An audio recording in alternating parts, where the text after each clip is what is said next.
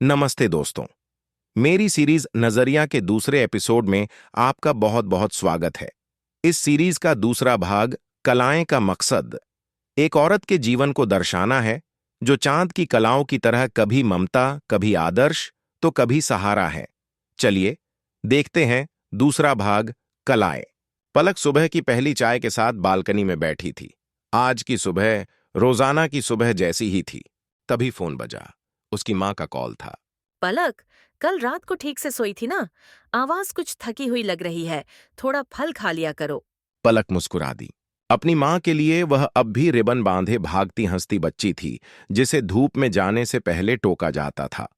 उसकी मां के नजर में वह कोई 30 साल की आत्मनिर्भर महिला नहीं, बल्कि वही मासूम बच्ची थी जिसे हर कदम पर सलाह और ममता की जरूरत थी।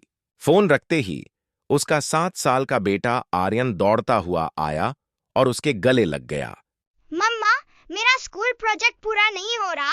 आप जादूगर हो ना, जल्दी से ठीक कर दो। आर्यन की नजरों में वह दुनिया की सबसे ताकतवर इंसान थी।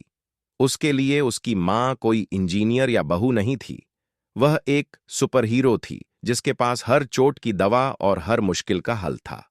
बेटे के लिए उसका मतलब था अटूट सुरक्षा और ढेर सारा प्यार। तभी उसके पति नितिन कमरे में दाखिल हुए। मेरी नीली फाइल नहीं मिल रही। और हाँ, शाम को मेहमान आ रहे हैं तो कुछ अच्छा बना लेना। नितिन के लिए वह घर की मजबूत धुरी थी जिसके बिना जिंदगी की गाड़ी पटरी से उतर जाती। नितिन उसे एक कुशल प्रबंधक और एक भरोसेमंद साथी के रूप में देखता था। उनके नजरिए में वह एक इंसान थी जो हर काम को बखूबी संभाल लेती थी।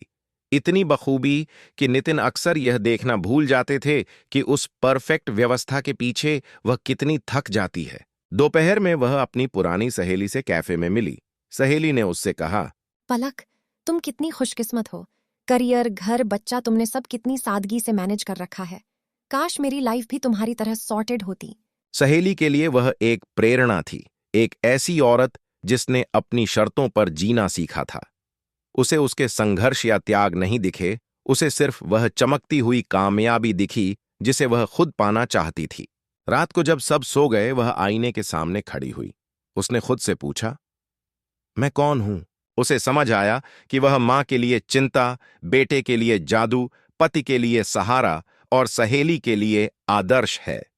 हर कोई उसे अपनी जरूरत और अपनी समझ के हिसाब से देख रहा था, लेकिन उस आईने में दिख रही औरत इन सब से अलग थी। वह इन तमाम भूमिकाओं का एक खूबसूरत मेल थी। फिर भी उन सब से परे उसका अपना एक अस्तित्व था जिसे सिर्फ वह खुद जानती थी। चांद की तरफ देखते हुए उसने महसूस किया कि दुनिया उसे कभी पूरा नहीं देख पाएगी, क्योंकि हर कोई उसे अपनी सुविधा के अनुसार कलाओं में बांटती रहेगी। कोई अपनी जरूरत के हिसाब से मर्यादा का नाम देगा तो कोई ममता का, लेकिन उसकी सच्चाई उन कलाओं से कहीं बड़ी है। वह चांद की तरह बदल नहीं रही थी, बस दुनिया उसके इर्द गिर्द घूम रही थी और उसे अलग अलग हिस्सों में देख रही थी।